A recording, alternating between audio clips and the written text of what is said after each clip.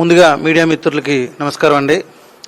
ప్రొడ్యూసర్సే మా దేవుళ్ళని మేము ఎప్పటికీ చెప్పుకుంటూ ఉంటాం. ఎందుకంటే ఈరోజు మేము ఈ స్థాయిలో ఉన్నామంటే దానికి రీజన్ ప్రొడ్యూసర్సే.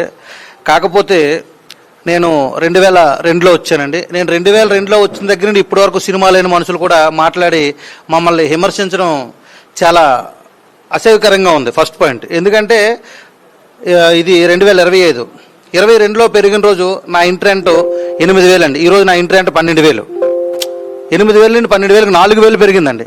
మేము అడిగేది 30%, యాక్చువల్ 45% నుండి 30%కి వచ్చాయి ఈరోజు. ఆ రోజుల్లో నేను వచ్చిన కొత్తలో ఏ ప్రొడ్యూసర్ కూడా వర్కర్స్ కోసం ఎవరు అసలు డిస్కషన్ చేసేవాళ్ళు కదండి, ఇచ్చేసేవాళ్ళు. ఈరోజు కోట్లకి పైకి వెళ్ళిపోయింది బడ్జెట్. ఎక్కడికంటే ఇంకా సున్నాలు పెరిగిపోయి ఆఫ్టర్ ఆల్ 100 పెంచడానికి ఇబ్బంది పడుతూ మమ్మల్ని ఇబ్బంది పెడుతూ జరుగుతుంది.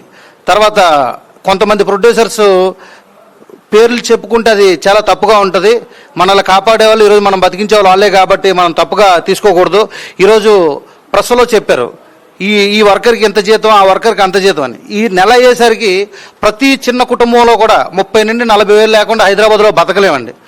3 నెలల నుండి నేను సంపాదించేది నెలకు 25,000, 30,000 అండి. నా పిల్లల ఫీజులకే రావట్లేదు మనం సంపాదించేది. దయచేసి అది గుర్తుపెట్టుకొని ప్రొడ్యూసర్స్ కూడా మా యందు దయించి ప్రతి వర్కర్ని తన ఇంటి మనిషిలా భావించి, తన సొంత మనిషిలా భావించి 30% వేతనాన్ని పెంచి మమ్మల్ని అందరినీ పనిలో పెట్టుకుంటారని కోరుచున్నాను ముందుగా. తర్వాత 8 అవర్స్ అని మనం కోరుకుంటున్నాం. 8 అవర్స్ చేస్తే మాకు ఈ జీతం పెంచినా పెంచకపోయినా మాకు నడిచిపోతుంది. మళ్ళీ 9 వరకు 6 వరకు చేస్తారు, 1.5 కాల్ షీట్ వస్తుంది. అది కూడా మాకు హ్యాపీయే. ఎందుకంటే అన్ని రకాలుగా కూడా వాళ్ళ చేతిలోనే చాయిస్లు ఉన్నాయండి. మేము ఓన్లీ దండలు కట్టుకొని మాట్లాడుతున్నాం. ఇప్పటికీ ఒక ప్రొడ్యూసర్ కారు దిగిన దగ్గర నుండి అయ్యా బాబు అని ఆయన కథలే తిరుగుతాను. ఏకైక డిపార్ట్మెంట్, సార్ తిన్నారా, తాగారా, ఏం తింటారు, ఏం తాగుతారు, మీరు ఎలా ఉంది, హెల్త్ ఎలా. ఒక ప్రొడ్యూసర్కి హెల్త్ బాగోకపోతే నేను కాలు దగ్గర నుండి పట్టుకొని వచ్చి కూర్చోబెట్టానండి. ఆయనకు వామిటింగ్స్ అయితే నేను బకెట్ పట్టుకొని నించుని, ఎందుకంటే నాకు తండ్రి స్థానం అయింది కాబట్టి. ఎంతోమంది ప్రొడ్యూసర్లకి ఓన్లీ ఒక ఏకైక యూనియన్, ప్రొడ్యూసర్కి ప్రొడక్షన్ యూనియన్నే తోడు ఉంటుంది. అంటే ప్యాకప్ అయి ఆయన అడుగు పెట్టిన దగ్గర నుండి ఆయన కారు ఎక్కే వరకు సార్ ఇంట్లో మనిషిలకు ఒక భార్యలాగా ఆయనకు అన్ని సేవలు చేసి ఏకైక డిపార్ట్మెంట్ ప్రొడక్షన్ డిపార్ట్మెంట్. అంటే మిగతా వాళ్ళు ఉండరని చెప్పట్లేదండి.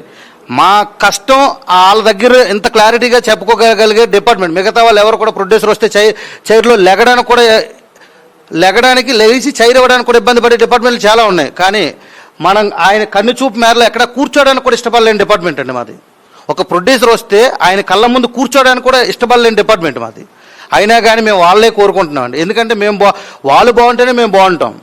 అందువలన ఎప్పుడూ ప్రొడ్యూసర్ బాగోవాలనే కోరుకున్న మొదటి యూనియనే ప్రొడక్షన్ యూనియన్. అలాంటి ప్రొడ్యూసర్లు మమ్మల్ని ఇబ్బంది పెట్టకూడదని మేము మనస్ఫూర్తిగా మీ ప్రెస్ ద్వారా తెలుసుకున్నాం.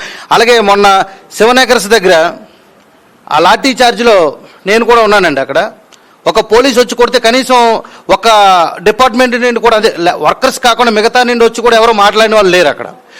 లాఠీ చార్జ్ వీడియో చాలా అలచలైందండి. ఒక పోలీసులు వచ్చి కొడుతూ ఉంటే ఎందుకు కొడుతున్నారని ప్రశ్నించే వాళ్ళు లేరు ఆ రోజు అక్కడ.